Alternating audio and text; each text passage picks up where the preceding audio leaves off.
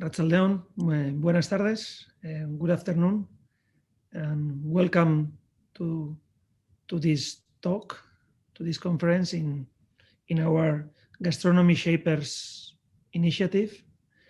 Today we have a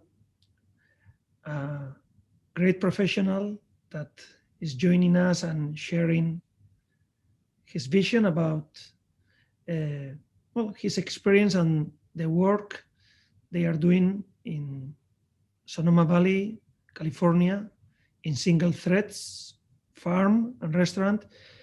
Kyle, CONNAUGHTON, and Katina, they both created a project based, I would say, in excellence, but not only in excellence in cooking, but also excellence, 360-degree excellence. I mean, connecting agriculture, dining, and for that, developing like a whole hospitality proposal.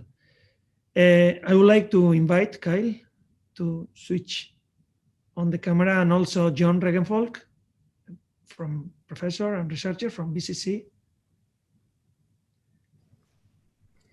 Good afternoon. Kyle, no, thank you. I know that it's for all of us, and I would say for the hospitality sector globally, it's a tough time. So thank you very much for joining us, for sharing, and for dedicating this time to our students, to share the work you do and the ideas you have, and I would say the values that are inside also your project. So I would like to first thank you for being here. And John, could you tell us a little bit more about Kyle, Katina, and Single Thread? Sure. First of all, thank you very much for joining us, Kyle. We're very honored to have you here today. Kyle, of course, you together with your wife, Katina, you're the owners of Single Thread farm, restaurant, and inn in Hillsburg, California. Katina, your wife, she runs the organic farm, which supplies the restaurant with fresh produce every day. And I gather you spend most of your time in the restaurant, actually heading the kitchen. You both have very impressive curriculums with different experience from around the world, right? And from different food cultures. And you've traveled, you've lived with your family, including your two daughters, which I understand were very young when you first left the US, and you've traveled and lived in different parts of the world, like Hokkaido in Japan and in Europe as well. And then after starting this project, right, the Single Thread project, you had an almost instant recognition as one of the top restaurants in the world, and you gained 3 Michelin stars already in your second year of operation, which is quite astonishing, I must say. So we're all really psyched to hear about how you managed that, of course. And I also think it's really interesting, this kind of symbiosis between a farm and a restaurant that you currently manage, and where basically you overlook the whole journey of an ingredient, right? From seed to plant to produce to ingredient to the final dish, ending up on the table in front of a diner. It's something that maybe we don't value that very highly until we actually find ourselves in that situation or in a job where we actually immerse ourselves in something like that. So that's very interesting. It'll be really interesting to hear your point of view on that. As you know, we here at the BCC, we just started our own kind of kitchen garden this September. It's not a very big one. It's a kind of a small garden where we're growing our own vegetables and fruits and herbs and such. But I think it allows us to transmit certain values to our students that we feel are really crucial for the professionals of the future, right?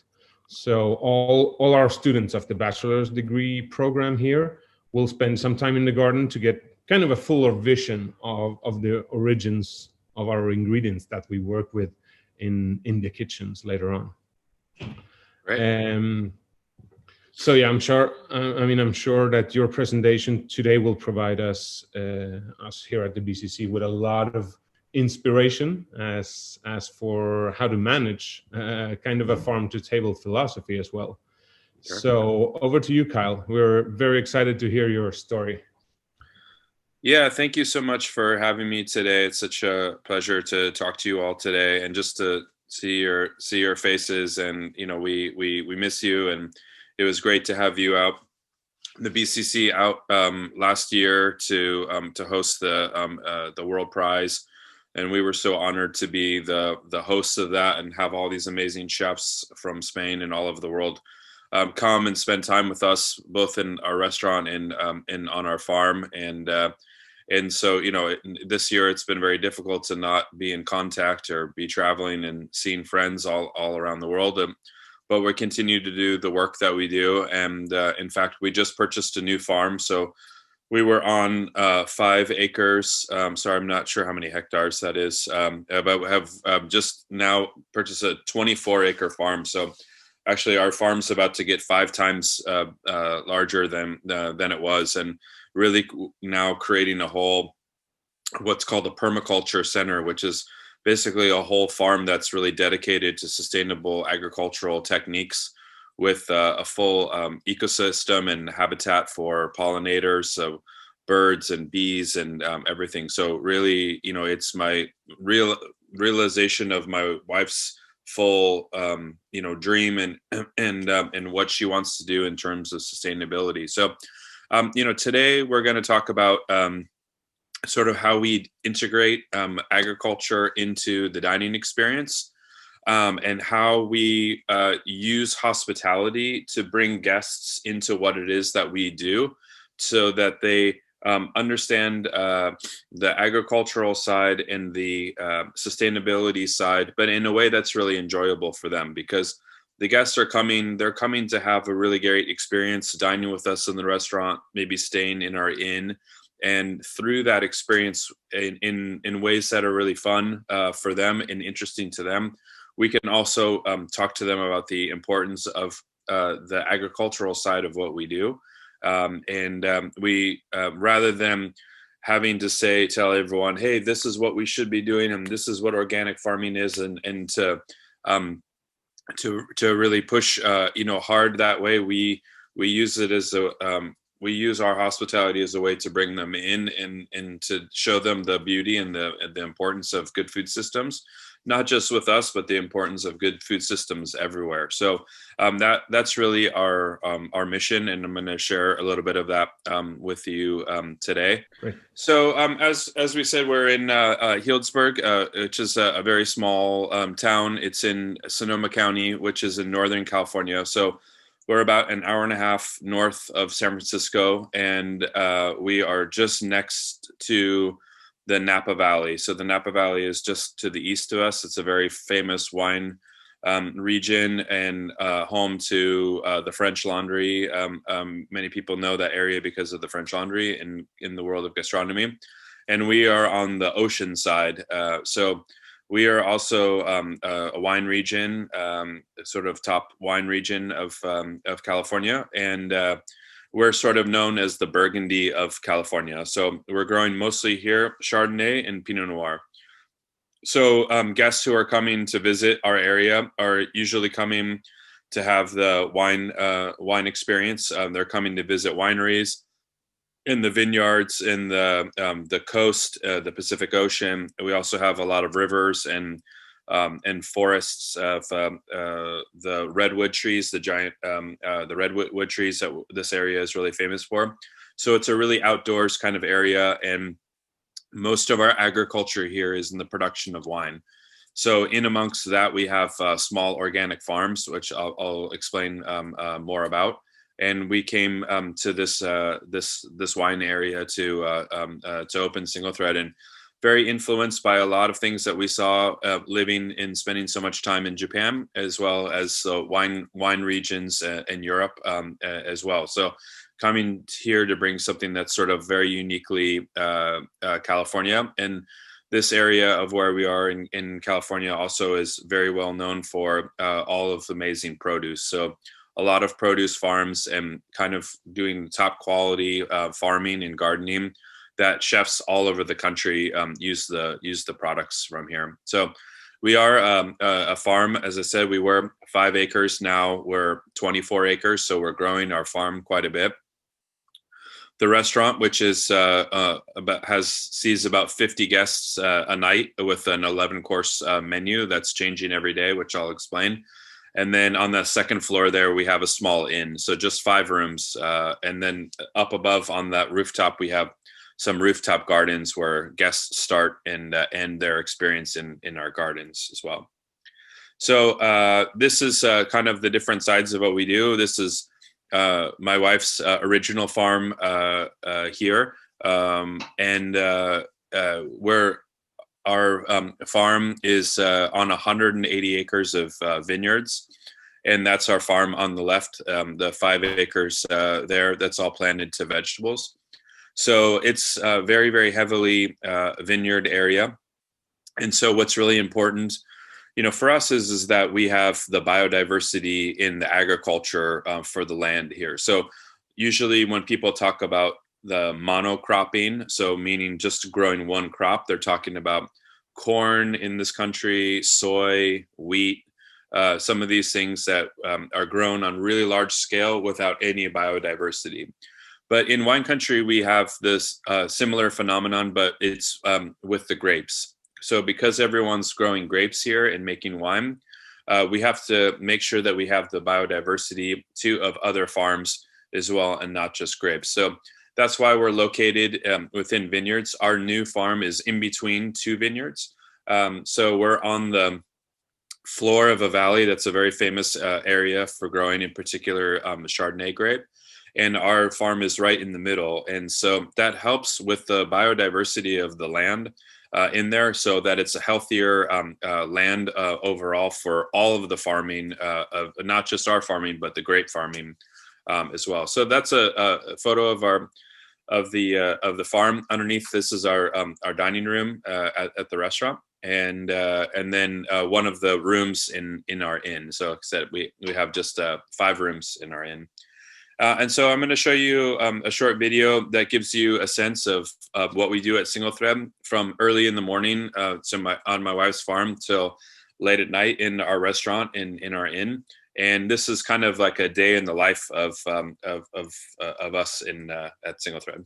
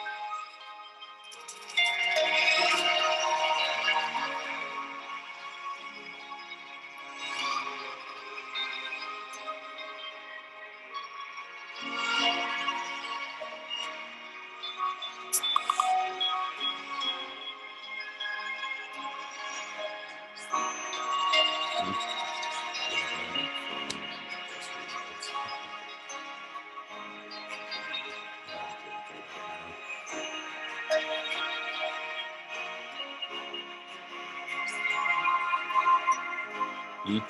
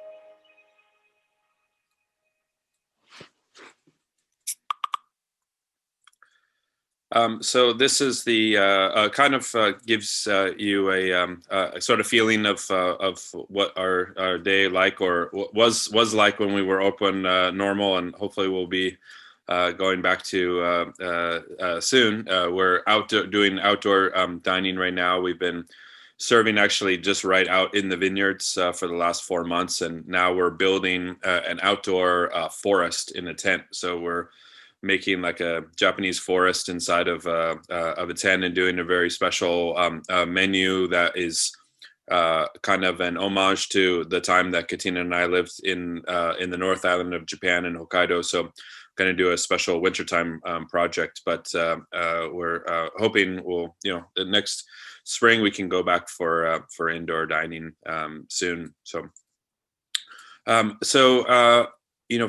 for us, what we talk about very often is the idea of this kind of high end 3 Michelin star type of dining, and what's the future of fine dining and the destination travel for our guests. So we have guests, we have had guests coming from all over the country and all over the world to visit wine country and to dine with us. And we want to think about what the sort of future of that is. And I think in the Basque country, you know this already very well, that when the restaurants that I go to see there, they have so much authenticity, so very authentic and very true to where they are. And I think the restaurants there, as Marundi and Mugaritz, and so many of the Etxebarri, so many of the restaurants of that region have always shown this and had a lot of leadership in that area. And for us, we want to be authentic to who we are. When guests come and they experience Single Thread, we want them to experience today, this moment here in Sonoma County, on our farm and the farms around us. I mean, the seafood that's in season and the flowers coming from the farm and some things coming from the wild, and really feel that they are experiencing that moment, and they're experiencing the true moment of that area and how it reflects from the agriculture of what we do. And this is the authenticity. And for us, that's the luxury of dining. And it used to be in high-end, fine dining, that everything was about luxury and about things on silver platters and luxury ingredients flown in from all over the world, and really the sense of luxury. And now, again, like I said, and I think it's been this way in the Basque Country for quite a while now, is that we want to show a new luxury of being authentic to who you are and where you are. And so you're expressing that is an authentic representation of the products of that area and the history and the agriculture and the season. And so that's what we want to do, is we want to tell that story every day and share that narrative with our guests. So we really believe, too, in immersive experiences of getting the guest inside of the experience, not just sitting on the outside and watching or, being just served the final product, but actually immersed inside of it. And the modern diner and the traveler is seeking experiences over the traditional luxury. They don't want to just go and be given expensive things. They want to experience what it is that you do. They want to experience something real. They want to know about what you do and the area of where you are and why it's important to you and why it's so special. And for them, the journey is as important as the destination. That they're coming to us in the in wine country. They're making the drive. They're coming from San Francisco. They're driving over the famous Golden Gate Bridge over the ocean. They're driving through the countryside and into the vineyards, and they're arriving in our small village, and they're learning about and understanding about the area in which they're located.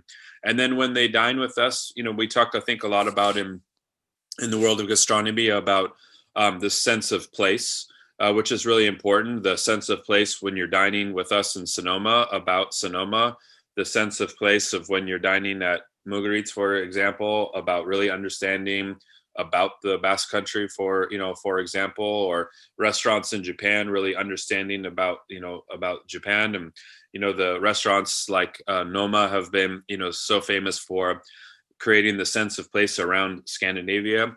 So that, of course, is very, very important, but also about the time that you are there within that place. So if you're visiting us right now in the autumn time, that everything that you experience is about the autumn, the ingredients, the floral displays with the changing color of the leaves, everything about it, the types of dishes, even the types of dishware that we use is unique to that time.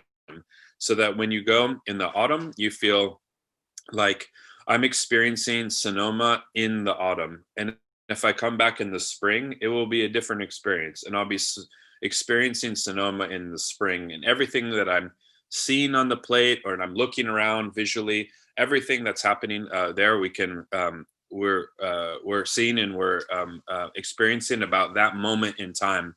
And then the guests can really feel a sense of, this is a very special day. I'm having something that no one else except for the people here today are having. And yesterday was different, and tomorrow will be different. And this is today. And that's really important for guests now, about creating memories for them and sharing stories. So because of social media in particular, guests really want to create these memories. They want to capture these memories, on their cameras, on their phones, with videos. And then they want to share that back to the people who are within their network. They want to show these memories, and they want to tell your story back to the people that they're connected with. And that's very important, to guests, as we all know, is the ability to really share that experience with others. And we try to make that experience very easy for them to do. And as I really talked about, is authenticity, being authentic to who you are and where you are. And for us also, it's about transparency. And the reason why I show this photo here is because this is our kitchen, and this is the view of the kitchen from the dining room.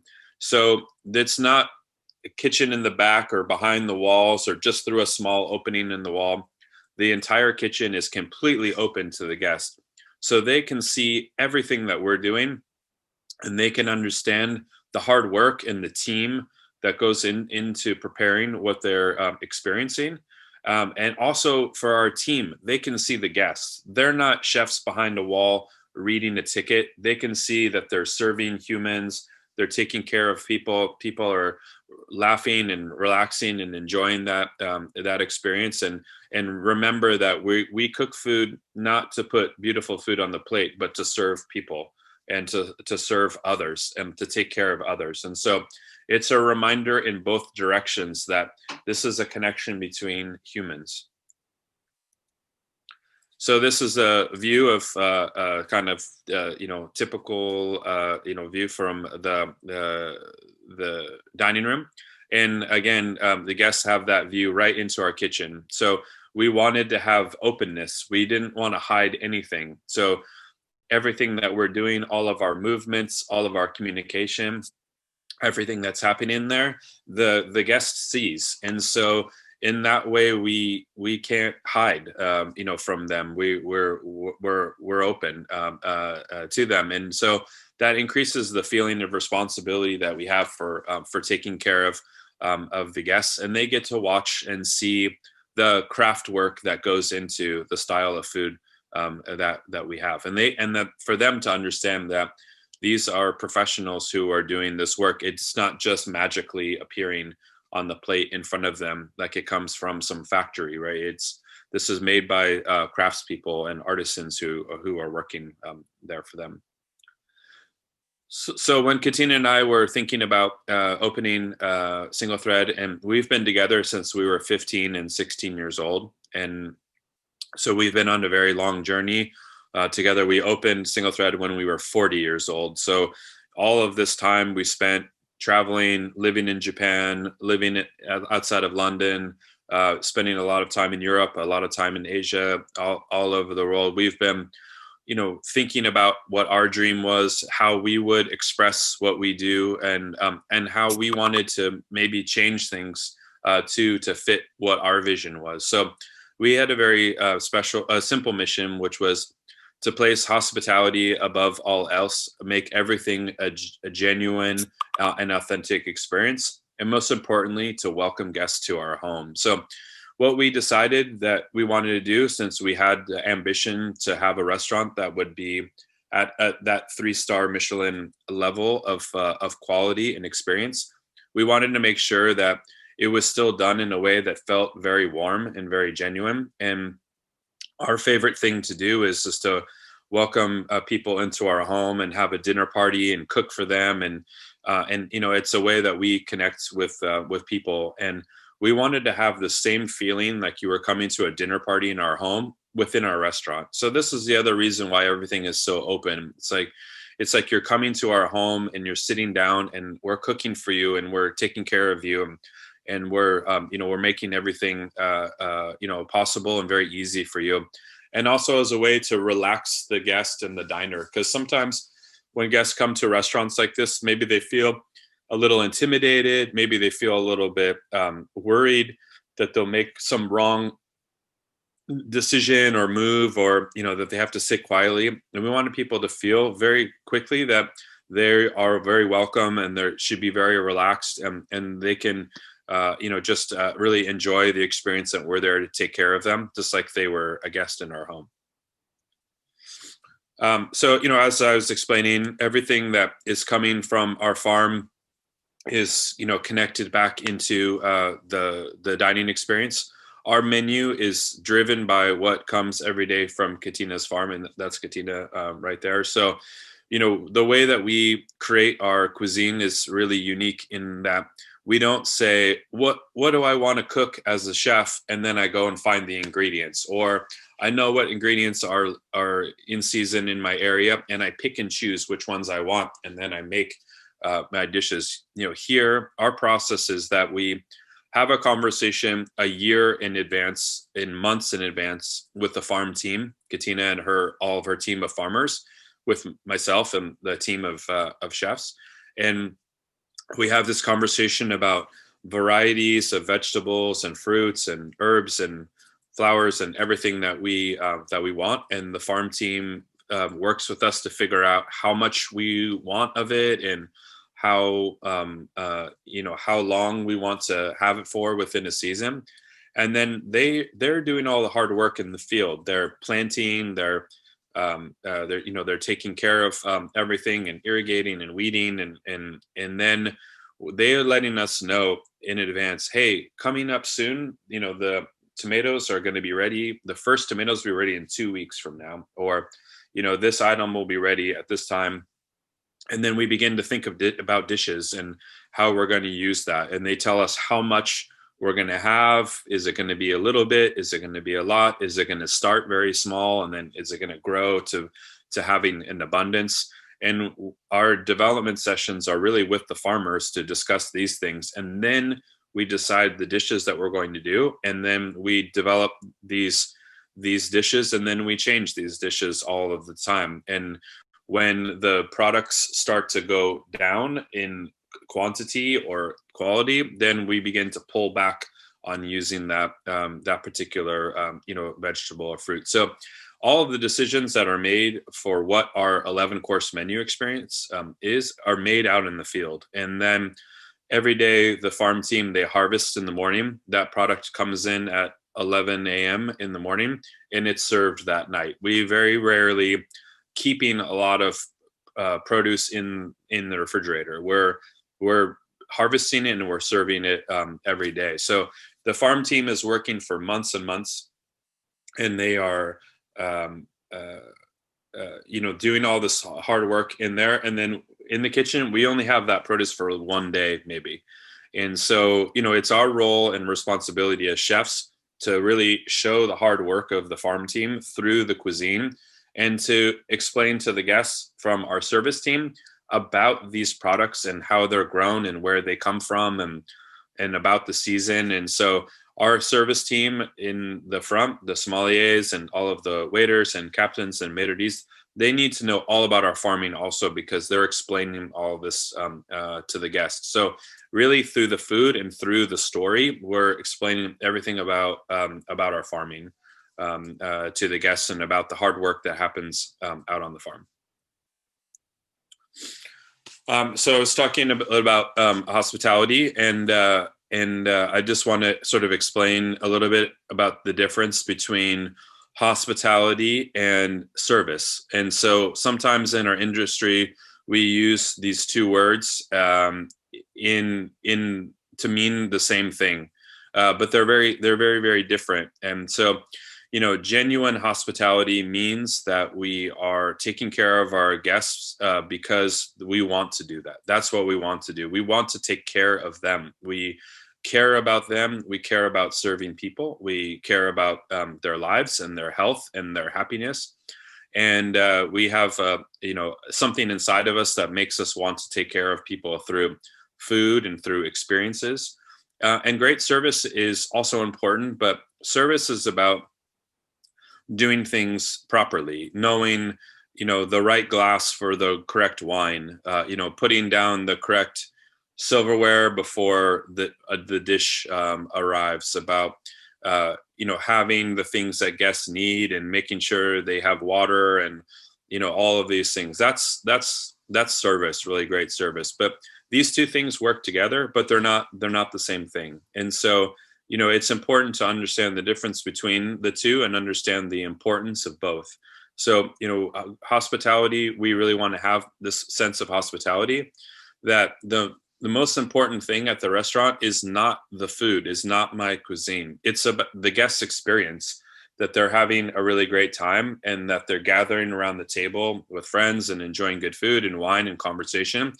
And that every guest at the table, at the different tables, is having a different experience, because sometimes you have a couple and they're celebrating, 30-year anniversary, or sometimes you have a young couple who's a newer relationship, and sometimes it's old friends gathered around and meeting each other, and sometimes it's business associates, and sometimes it's very, very experienced diners traveling all over the world to dine at these restaurants, and sometimes it's a very novice diner who's never been to a 3 Michelin star restaurant before. So we have to change the way that we approach these guests individually based on what we're sensing and what we're feeling from them. And that's about taking care of guests and making sure that everyone, no matter what the dynamic is that they're having this very, very special experience. We also, as part of our hospitality, we are doing the like the talk system of the bookings and the ticketing, and meaning that everything is inclusive in the pricing. And so the reason why I have the photo here of the room in our inn is because guests just pay one price and they come and they stay in the inn. Once they arrive in their room, everything is included. We have a beautiful coffee system. We have a system for making matcha tea. They open up that refrigerator there, and inside they're going to find our favorite beers, some wine that we make because we also have a small winery. They're going to find different beverages and things from our pastry team, and different snacks and pastries and all kinds of different things. And when they go into the bathroom, they'll find all kinds of different unique amenities. And everything is included. And when they dine in the restaurant, the menu is just one price and everything is included, because once they arrive, we want them to feel like we're taken care of. We don't want them to open a refrigerator and say, oh, this is a very cool beer, local beer, but it's $14. Do I want to spend $14 on the beer? I'm not sure. We just want them to open it and feel like they're a guest in our home. That if you were a guest in our home, you would go and open the refrigerator and please help yourself to anything. So this is this feeling of hospitality, and that we can do with the pricing being all inclusive. Also, we want to eliminate processes that detract from the experience. So when guests arrive, we don't do any check-in thing with them. Give me my credit card and passport or driver's license and all these things. We have that information already. So once they arrive, they can get right to enjoying their experience. And same thing with the checkout. They can just leave. They don't need to do anything or sign anything. It's all taken care of. So that way they can spend all of their time just enjoying that experience and feeling like they're the guest and not a customer. And we do a lot of that with thoughtful interaction with the guests before their experience, and help to build anticipation for that experience by reaching out to them to check about allergies and dietary restrictions, any celebrations, things that they want to do and visit. Do they want to go to wineries? Do they want to go on a hike? Do they want to go to the ocean? What do they want to do? And really help them not only create a great experience within what the single thread building is, but in our region, and to help them have a great experience overall. So, I think many people all over the world are really aware that the way that life is now, especially kind of famously in this country, the modern luxury is really time, for people. What people have very little of is time. And because now we have text messaging and emailing and all these different things happening all the time, it's like all day we're connected to these things. And people, and especially here in the area where we are, because we're near San Francisco and Silicon Valley, it's kind of the center for technology and innovation. So many of the people in this area, they are just on their phone and thinking about work and thinking about these kinds of things all the time. And we want to really give our guests the time to experience this experience that they're having. So we want to really have them, of course, if they need to use their phone and they want to take photos, or they need to send a text message, that's fine.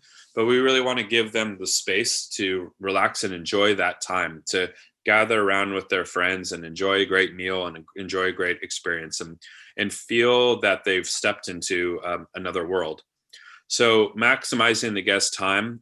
So what we do for them is as important as we choose what not to do. Is we also need to make sure, while we want to show them many things and tell them many things and explain to them many things and share with them many things, sometimes it's also better to limit some of those things so that they can really relax and enjoy. So we choose very carefully what we want to share with them at what, at what time and for what reason, and really make sure that they're really relaxing and enjoying the experience, not just sitting there and having to listen to us talk the whole time. So it's a very delicate balance. And again, with the time, it's not only the time in the day, but again, the time of the year. And the reason I have this photo, it's actually quite an old dish, now, but this dish really, shows you it's a very specific time. I mean, I can look at this picture, 30 years from now, and I can tell you exactly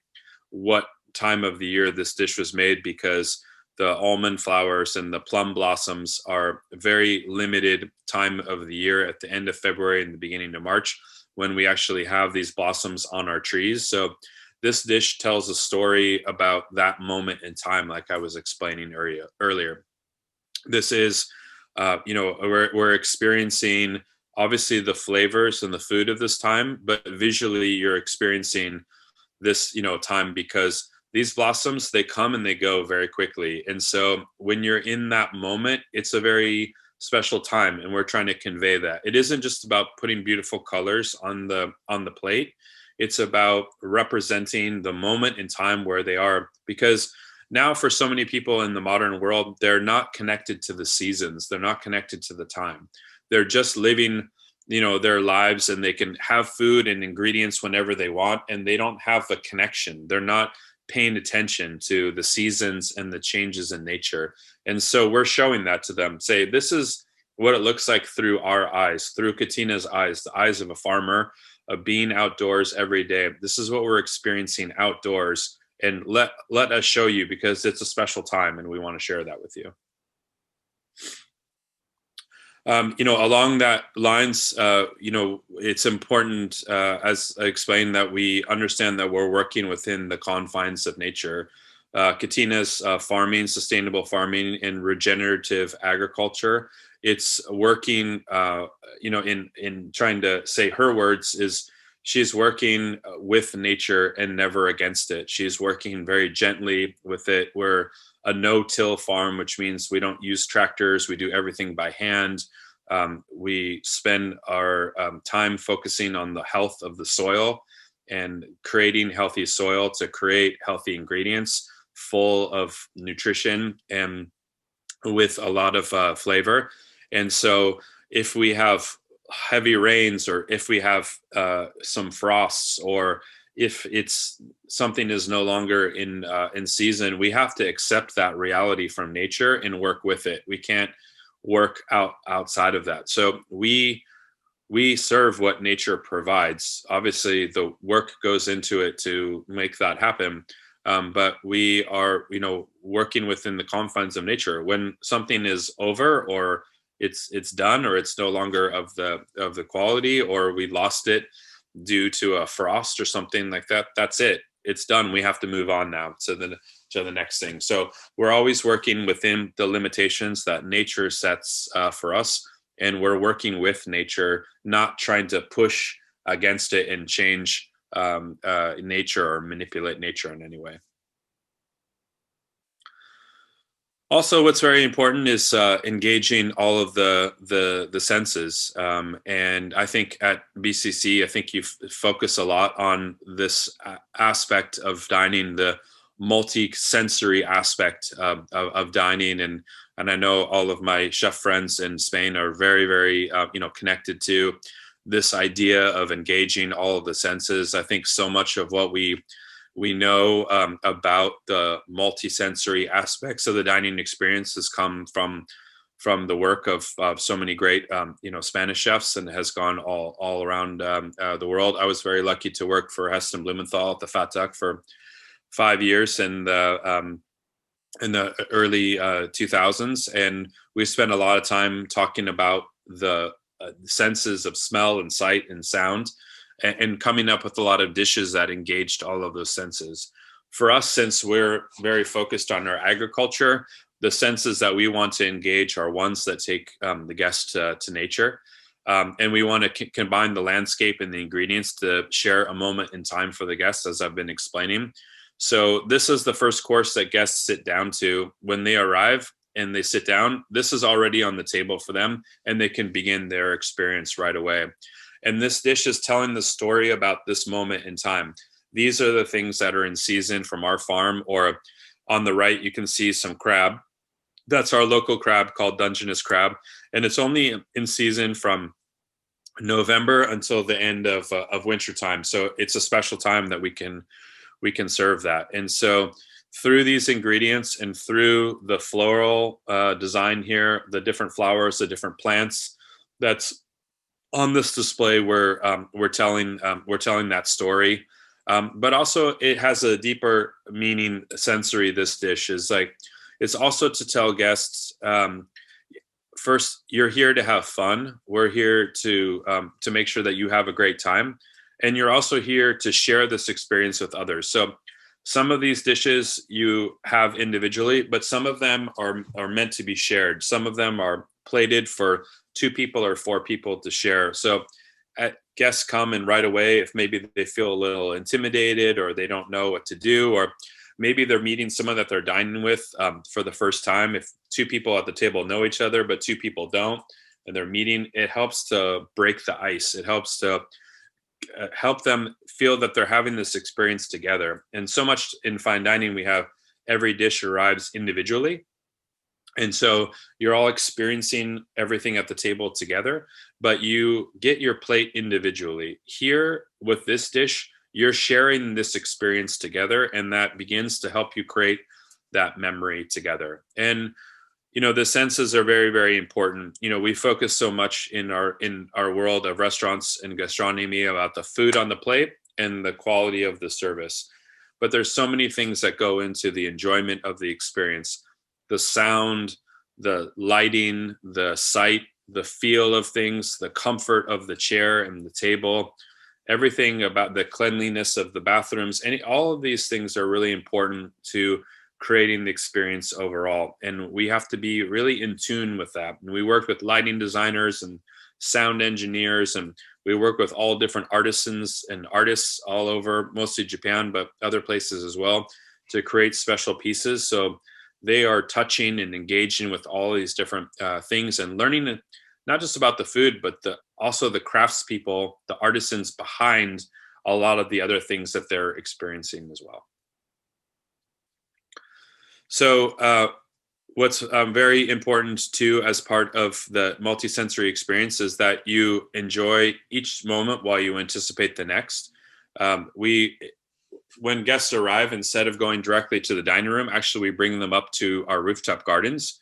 And first they sit, they enjoy a glass of sparkling wine, maybe a few bites, and they relax and they decompress. If they've had stress because of the drive, they can relax. And also we show them around from our high rooftop. We can explain to them where they are in wine country, tell them where the ocean is, show them what direction the ocean is, explain the different, we have something here called the AVAs, which means American Viticulture Area. It's very similar to the AOCs in France and the DOCs in Italy. It's these are the different regions around us that have the different distinctions and the different names, and are particularly famous for different types of grapes. And we can point these out all around 360 degrees from our roof and orient them first to where they are before we start the experience. And then they come downstairs, and this is our lobby, and the door to the restaurant is closed. And they just have a small window where they're seeing into the kitchen, and they're watching a bit of the action in the kitchen. And someone from the pastry team hands them a welcome beverage through the window. And it's someone who's very young, and that's the first interaction with the chef, is someone who's maybe a commis in the pastry kitchen, and they're handing them the beverage and explaining that beverage. And every day it's something from the farm. And If it's a cold day out, we serve a warm beverage. If it's a hot day out, we serve them cold. Sorry, if it's warm, if it's cold out, we serve a warm beverage. If it's hot out, we serve a cold beverage.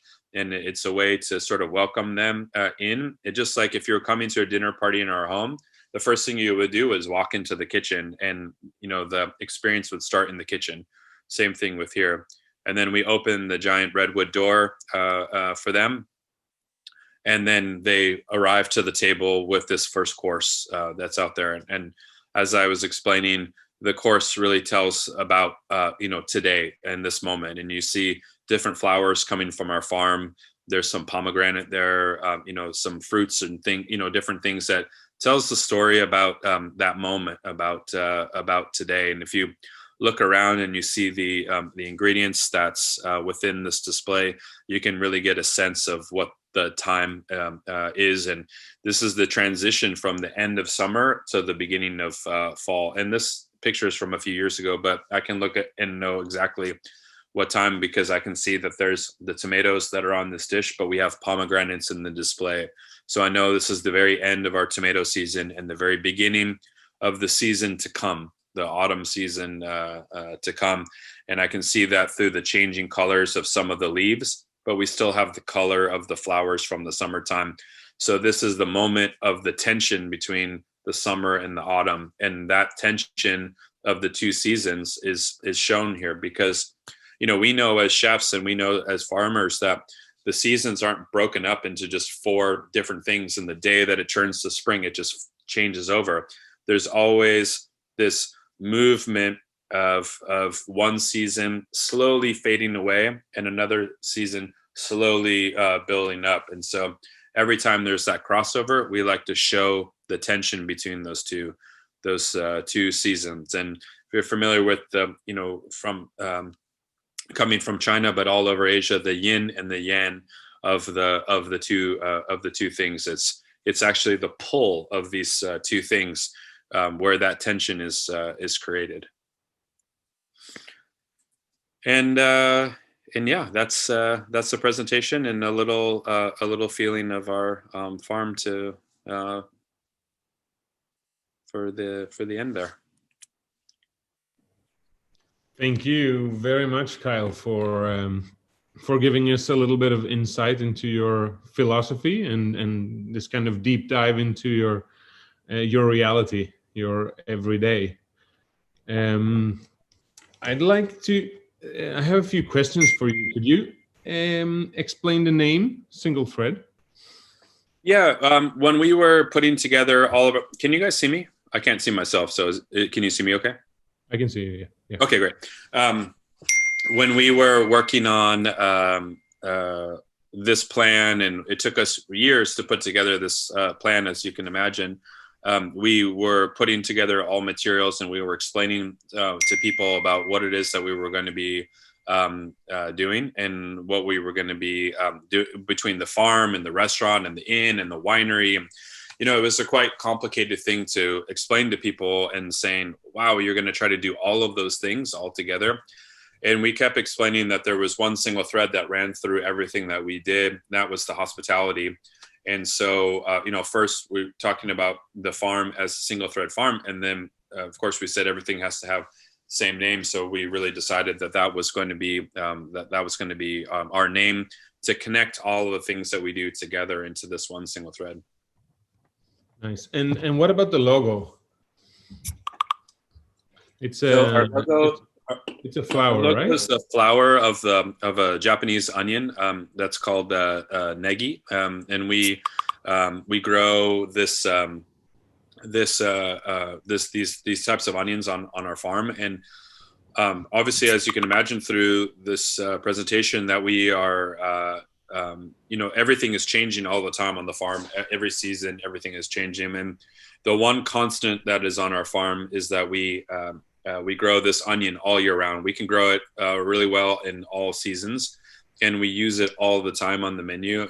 The onion is the foundation for pretty much every cuisine around the world. Is all based on the alliums, and the onions is the base of so much cuisine. Whether it's European-based cuisine and Asian-based cuisine, is you always find the onion as as the center of the cuisine, and it's always on our menu.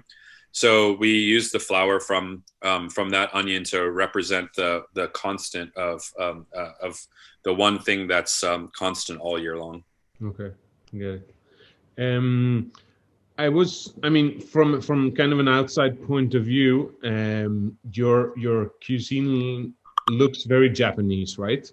And apart from the most obvious values like aesthetics, for example, what other values have you kind of inherited from the Japanese culture? Yeah, we spent a lot of time living in Japan. We spent a lot of time traveling there. I went to culinary school, Japanese culinary school, and did an apprenticeship, and then we moved there with our kids, and we still go back quite a bit. And I spent 2 years there researching and writing a book about Japanese pottery, Japanese clay pot cooking. And so it's a big part of our life, and it's definitely shaped so much of who we are as people, and also our philosophy, and of course the cuisine as well, that has a lot of influences from Japanese stuff. But yeah, to your question, more over than just coming in the cuisine, it also affects a lot about our philosophy, about our farming techniques. And also, in Japan, they've had for many years, hundreds of years, many generations, this idea of really representing the season and that moment. So a lot of these things I'm talking about are not new things that we've come up with. These are things that have been happening, a long time in a lot of places, but in particular in Japan, there's a real connection to nature. There's a real connection to the season. There's a lot of storytelling in the cuisine about the things that I've been explaining here. And also there's a lot of importance put on craftsmanship and artisans. So, now things are mass produced and come out of factories, and people don't even know where they come from. And, whether it's knife making or pottery or bamboo weaving or so many different arts and crafts, it's still very important within the culture, and it's still very much alive today. And people protect these artists and these artisanal cultures, because if we don't support them and we don't protect them, they'll go away, and we won't have these amazing things anymore. So we kind of love that that connection to those things, and so we try to also show the importance of that to our guests, many of whom maybe don't have that same sort of cultural connection. Mm-hmm, mm-hmm. Yeah, you mentioned that in Japanese culture there are a lot of like shorter or smaller season, right? It's said to have 72 kind of micro seasons. Right. How many seasons would you say you have in California, where you're at now? Yeah, we follow that as well. And like I was saying, at the end there, it's we know from being chefs and that things are, just because something is spring doesn't mean that it's all the ingredients that we know of spring. And I always use the example of the asparagus. So when spring starts on March 21st, there's no asparagus yet typically. And so it's not ready yet. Still very much maybe feeling of winter, but it depends on where you are, right? It's like every climate and microclimate is very unique. And so, we still have to wait for the asparagus, and then it starts to come, but it doesn't have any flavor yet.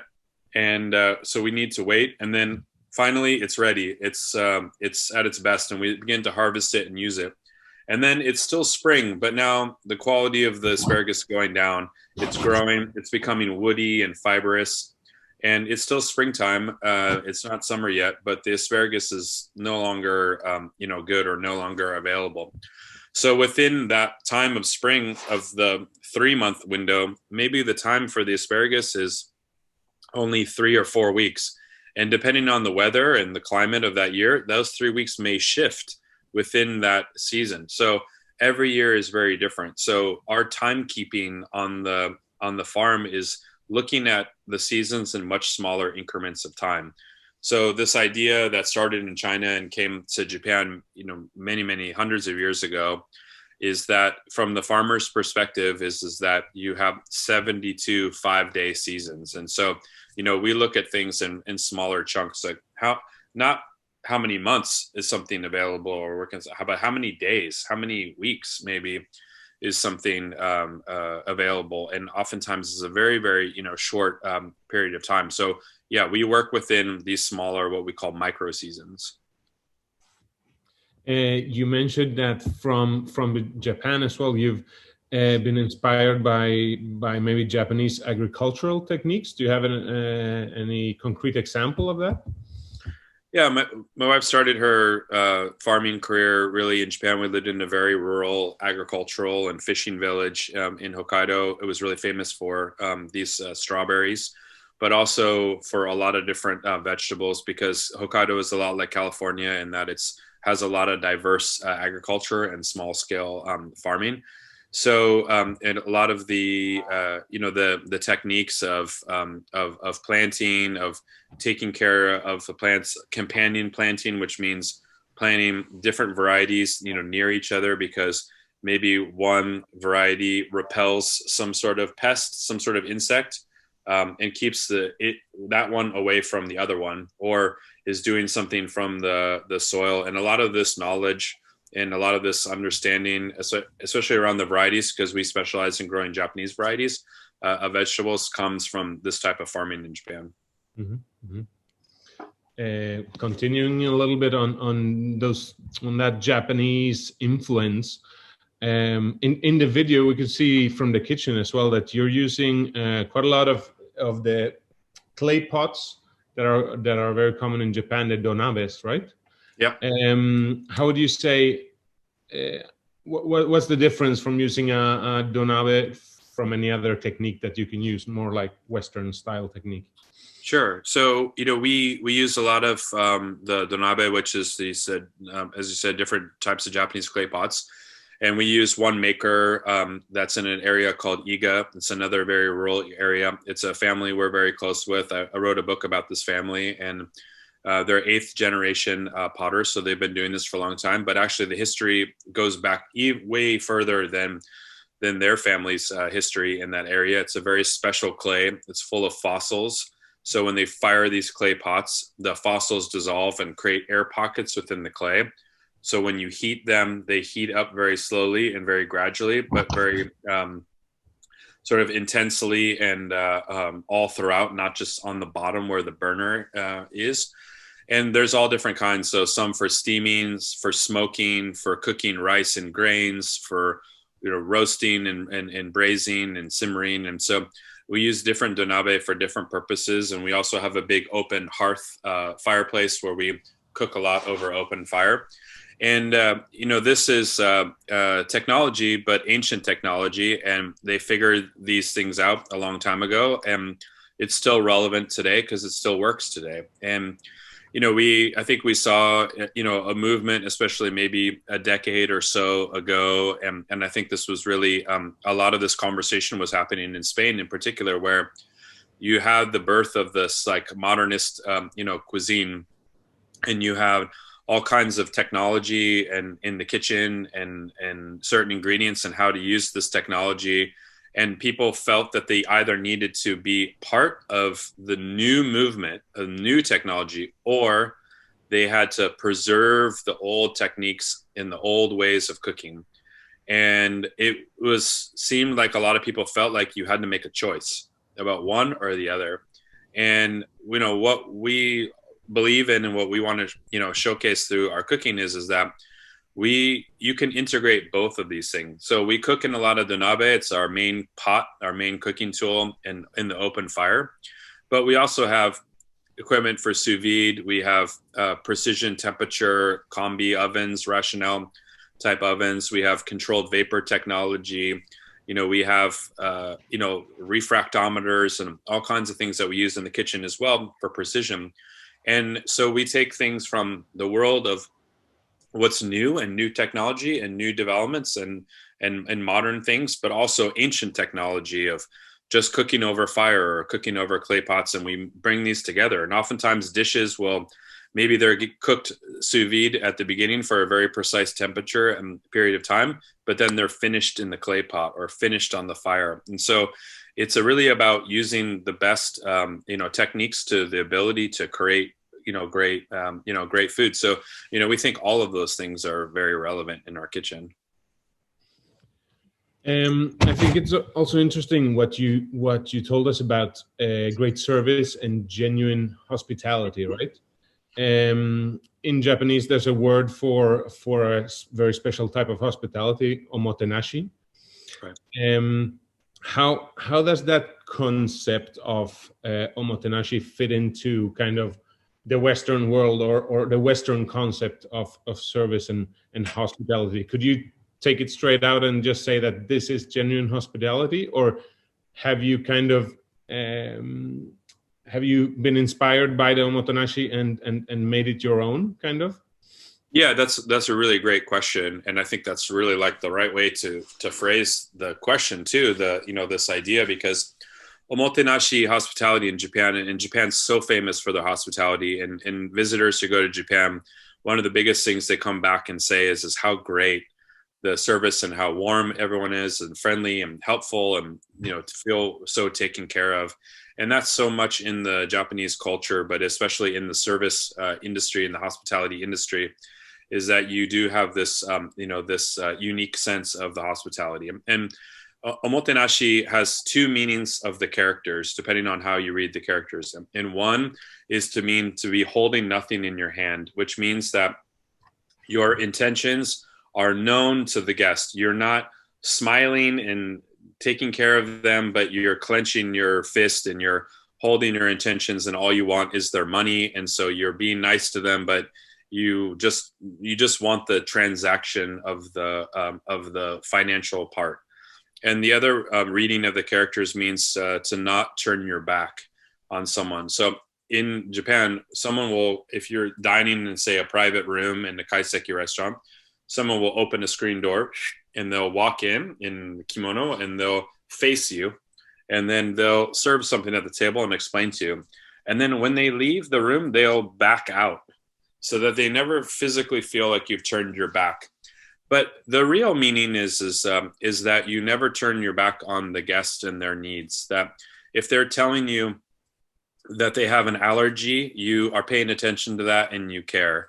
If they have a problem or they have something, you don't turn your back on them. You continue to care, for them, through that you're never turning your back on, onto the guest. And so Japan obviously has a very unique sense of hospitality that fits culturally within the context of how they serve and their cuisine and their history. And so, we can't do traditional Japanese service in a restaurant in California because it would just feel imported, just like we can't do traditional Japanese cuisine. It would just feel like a cheap import. And so we take the philosophy and we apply it to our own Western world. And how can we be inspired by that and do it in a way that feels appropriate for the guest in a Western setting? And so, so much about that for us is more about thinking about this. How would you treat a guest coming to a dinner party in your home or spending the night in your guest bedroom? And if we think of the guest as a guest in our home, and we make the staff feel that this is their home too, and not just the home of Katina and I, but our home. And every night, we're not running a restaurant, we're throwing a dinner party, and these are our guests. This is the way that we approach our own sort of style of omotenashi. When it comes to, I have a question from one of my students here. When it comes to hospitality, your philosophy seems to count on the client all the time, right? But being so generous, have you ever had any negative experience with clients who don't appreciate that kind of hospitality, and it feels kind of like a waste of efforts to make the hospitality such a great thing? Yeah, that's a great question, and I think that's a very honest, question that deserves a very honest answer, right? It's not every guest is going to be so receptive to this, and everyone is different, and people are different, and sometimes there's nothing you can do to please people, or they don't really understand the experience that they're coming to, or they're having a bad day, or whatever, or they're not kind people. And we're showing a lot of kindness to people, and we we do expect that kindness in return. And, just because we are, we have a warmth to our hospitality doesn't mean that we'll allow our guests to treat our staff with disrespect or, or anything. And so, we have to have, also, to take pride in, in ourselves and figure out where that line is. And we're very, very fortunate that we very rarely have, issues, with guests. And so that's like, rarely do we have to have something, but sometimes we've had guests come and we don't like what they, how they are. And we have, at the end of the night, when they're going through and putting all the notes into our computer system, oftentimes we'll say, like, this guest is not allowed to return. And, we'll tell our booking team that if this guest tries to book again, we won't accept their reservation. And that happens very rarely, but it does happen, sometimes. But I think the bigger thing to sort of to go back to is what we were talking about, that every table has its own unique dynamic. So you might have a couple who's coming from a different part of the country where this is really different and they've never experienced anything like this. And maybe they feel a little intimidated, or they don't know what to do, or they don't feel that maybe even they should be there. Or you have, people who are there having a business discussion and they don't want too many interruptions. Or, you have someone visiting who they love food, so much, and they want to know everything and they've waited for a really long time. Or, you have very wealthy people who, for them, the expenses means nothing. And then you have other people who have saved up their money for a long time because they really want to experience this. And, you have all of these different things. Or maybe, one guest at the table feels a little bit uncomfortable or intimidated, so everything is about something also that comes from Japan, which translates to mean to read the air, which means that our service team and all of us, we need to be able to look at body language and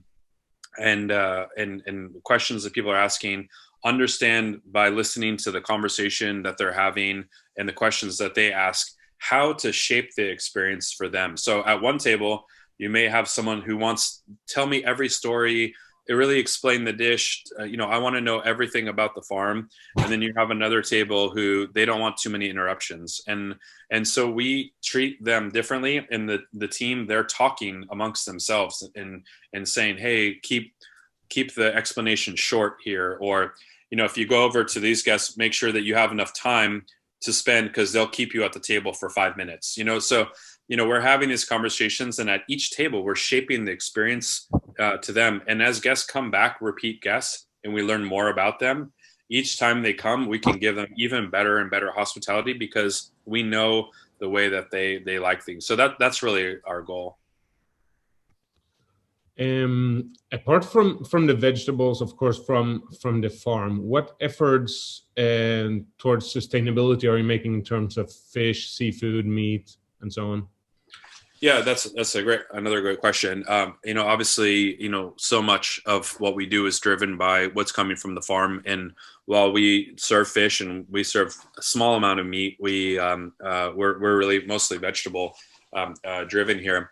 The meat that we do serve is only coming from farms that we work with directly. So really, mostly the animal protein, non-fish protein that we serve is a duck called the Duclair duck that's raised by a family farm for us and not too far from us. And we worked very closely with this family to set up the environment for the ducks, the feed, everything about their life cycle, even down to the breed of the guard dogs and everything, for this environment for them. And with fish, we have very high sustainability protocols, and anyone that we work with on the fish really understands our parameters for how we will have seafood. So we use a lot of local seafood because we're right on the coast, and so we know the people bringing salmon or crab or sea urchin or abalone, and we know these and have a relationship with them, and we understand their